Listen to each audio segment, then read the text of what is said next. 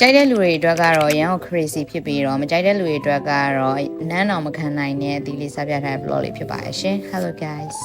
ဒီနေ့တော့တရားရန်စားကျင်နေတဲ့ဒူရင်သီးလေးစပြထားတာပဲဖြစ်ပါတယ်ရှင်ဒူရင်သီးစပေါ်ပြီးဆိုကြတဲ့ဒူရင်သီးကိုစားကျင်တဲ့သူဖြစ်ရှင်တာပေါ့နော်ဒါမဲ့တရားတို့ဘက်မှာအခုချိန်ကဒူရင်သီးကအရန်စီကြည့်နေတော့မစားဘူးလို့ထားပေမဲ့လုံးဝမနေနိုင်တဲ့အဆုံးဒူရင်သီးစားလိုက်ပါတယ်ရှင်တရားဒါတော့ဈေးကြီးနေလို့တရားနှလုံးပဲဝယ်လာပေါ့နော်ဒီဈေးအရန်ကြပြီးတော့ဈေးရန်ကြဆိုတော့လေဒူရင်သီးကအရန်ပေါ်သွားလို့ဈေးရှို့သွားပေါ့နော်အဲ့လိုဈေးရှို့သွားရဲ့ရှင်ကြရင်တော့တရားစားတာကနှလုံးထက်မကပါဘူးရှင်ဒူရင်သီးကိုတရားကမနေ့ကသွားဝယ်ထားပေါ့နော်ဒူရင်ဆိုင်ပန်ရှင်ဒီရာဒူရင်သီးကောင်းလားမကောင်းလားသိအောင်လို့တရားဒူရင်ကိုခွဲပေးလိုက်တာပေါ့နော်ခွဲပေးပြီးတေးပေးနဲ့ပတ်ပေးလိုက်အဲအကြောင်းတရားမနဲ့ခင်မှဒူရင်သီးခွဲပြီးစားတော့ပွဲစိတ်လေးတန်းဒါပေမဲ့ဆိုပွဲစိတ်ကိုမမြင်ပဲနဲ့ဒူရင်သီးကိုမျက်နှာနာကတ်လိုက်သေးရောနော်ပြီးတော့ပွဲစိတ်တွေမြင်တာပေါ့တော်သေးရဲ့ပွဲစိတ်တွေကလည်းအမဲ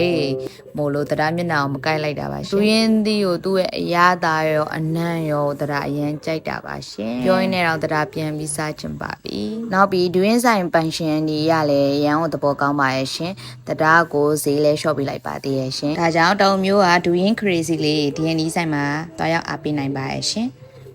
bye bye